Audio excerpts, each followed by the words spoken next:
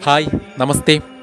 നമ്മൾ ഇന്ന് പരിചയപ്പെടുന്നത് കേരളത്തിലെ തന്നെ അതിപ്രശസ്തമായ ദേവീക്ഷേത്രങ്ങളിൽ ഒന്നായ കണിച്ചുകുളങ്ങര ശ്രീ ദേവീക്ഷേത്രത്തിൻ്റെ ഉൽപ്പത്തിയെക്കുറിച്ചാണ്. കാലങ്ങൾ കഴിയുന്തോറും മാറ്റുകൂടുന്ന ഒരു ദേവതാ ചൈതന്യത്തിൻ്റെ ആവിർഭാവത്തെക്കുറിച്ച്.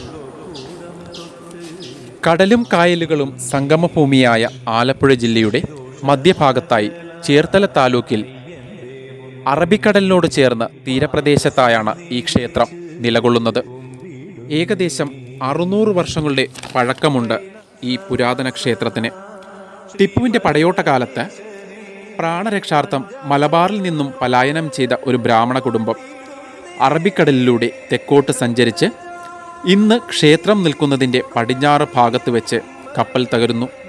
അവരുടെ ഉപാസനാമൂർത്തിയുടെ ശക്തിവൈഭവത്താൽ പ്രാണൻ നഷ്ടമാകാതെ ആ കുടുംബം കരയിലെത്തപ്പെടുന്നു. അക്കാലത്ത് കാവുകളാൽ നിറഞ്ഞ ഈ പ്രദേശത്ത് എത്തപ്പെട്ട ആ ബ്രാഹ്മണ കുടുംബം അവിടെ ഒരു കുളത്തിൽ കളിച്ച് ഉല്ലസിച്ച് നിൽക്കുന്ന ഒരു ദേവീ ചൈതന്യത്തെ ദർശിച്ചു. തങ്ങളുടെ കൈവശമുള്ള പരദേവതാ ചൈതന്യത്തെ കുടിയിരുത്തുവാൻ പറ്റിയ ഇടം ഇവിടം ആണെന്ന് തിരിച്ചറിഞ്ഞ ആ ബ്രാഹ്മണ കുടുംബം കൈവശമുള്ള ദാരുബിംബത്തിൽ ഇവിടെ ദർശിച്ച ദേവീ ചൈതന്യത്തെ ആവാഹിച്ച് പ്രതിഷ്ഠിച്ച് പൂജാകർമ്മങ്ങൾ ചെയ്തു പോന്നു. കളിച്ചുകൊണ്ടിരുന്ന ദേവിയെ കുളക്കരയിൽ പ്രതിഷ്ഠിച്ചതിനാൽ ഇവിടം കളിച്ചുകുളങ്ങര എന്നറിയപ്പെട്ടു. പിന്നീട് കണിച്ചുകുളങ്ങരയായി മാറി.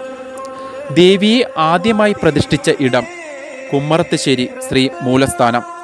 ക്ഷേത്രത്തിന് പടിഞ്ഞാറ് ഭാഗത്തായി ഇന്നും ദർശിക്കുവാനാകും.